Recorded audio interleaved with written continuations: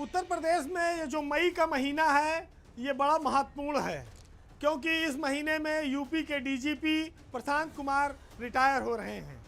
31 मई को वो रिटायर हो जाएंगे और यूपी में नया डीजीपी कौन बनेगा इसको लेकर चर्चाओं का दौर शुरू हो गया है।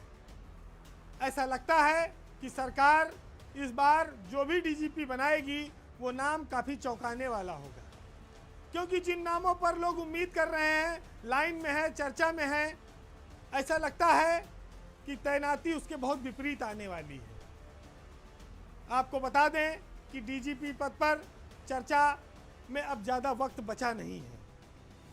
मुश्किल से 1 सप्ताह के भीतर नया डीजीपी सरकार को ढूंढ के देना होगा, क्योंकि इस बार इस महीने में 3 डीजी लेवल के अफसर रिटायर हो रहे हैं। उसमें डीजीपी प्रशांत कुमार 31 मई को रिटायर हो रहे हैं। उनके साथ DG jail PV Rama Shastri retire हो रहे हैं और उनके साथ ही DG telecom Sanjay M Tarade भी रिटायर हो रहे हैं। 3 बड़े पद खाली हो रहे हैं। उसमें डीजीपी का पद सबसे महत्वपूर्ण है, क्योंकि डीजीपी चयन करना कठिन काम है। अब ऐसा लगता है कि इस बार शायद यूपी को पहली बार कोई डीजीपी महिला के रूप में मिल सकती है। हो सकता है कि वो कार्यवाहक ही रहे, लेकिन महिला डीजीपी मिलने की संभावना ज़्यादा है। ज़्यादा इसलिए है कि 1990 बैच में अभी 2 महिलाएं बची हुई। उसमें सबसे महत्वपूर्ण नाम है तिलोत्तमा वर्मा का। 1990 बैच की तिलोत्तमा वर्मा यूपी की नई डीजीपी बनाई जा सकती है। ऐसा इसलिए है क्योंकि उनकी नौकरी अभी 6 महीने बची है नवंबर तक, और वो एक सौम्य और सभ्य अफसर के रूप में जानी जाती हैं। तो ऐसे में अगर वो डीजीपी बनती हैं तो ये कहा जा सकता है कि वो बहुत ज़्यादा महत्वाकांक्षा के साथ नहीं, सबको साथ लेकर डीजीपी के पद का निर्वहन कर सकती हैं। और नया डीजीपी बनने में वर्तमान डीजीपी की चॉइस और इच्छा भी बड़ा मायने रखती है, और हो सकता है कि प्रशांत कुमार भी रिकमेंड तिलोत्तमा वर्मा के नाम पर करें। दोनों एक ही बैच के अफसर हैं। तिलोत्तमा वर्मा नवंबर में इस साल रिटायर होंगी।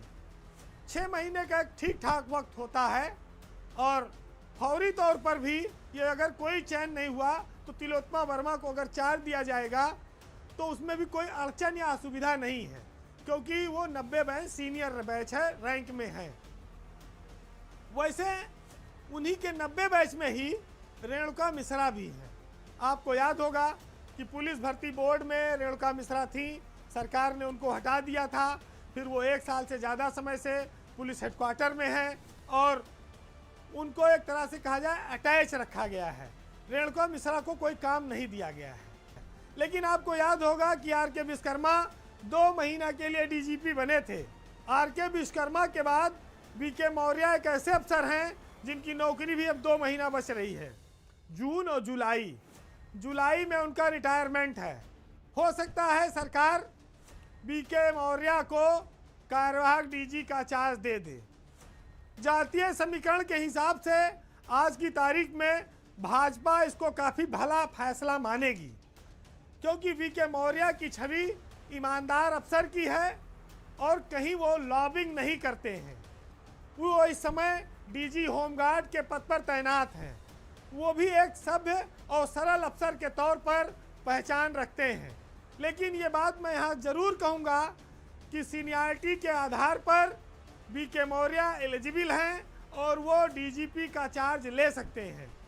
ये बात बहुत तय और साफ है कि इन्हीं 2 नामों में से कोई एक उत्तर प्रदेश का अगला डीजीपी बनेगा। अब यह है कि क्या हमारे डीजीपी साहब प्रशांत कुमार चुपचाप रिटायर हो जाएंगे या अपने लिए कोई और इंतजाम देखेंगे, या उन्होंने कोई आश्वासन उनको मिला है। एक बार आपको याद होगा कि मायावती जब मुख्यमंत्री थी तो उन्होंने करमबीर सिंह को एक ओहदा दिया था। शायद पुरानी फाइल झाड़ फूंक के फिर कुछ निकाली जाए कि कहीं पर कोई नया पद क्रिएट किया जाए। तो हो सकता है अगर ऐसा कोई व्यवस्था बनती है तो प्रशांत कुमार उस व्यवस्था में सबसे फिट हो सकते हैं। और नहीं तो फिर जैसे सब रिटायर होके घर गए वैसे वो भी जाएंगे।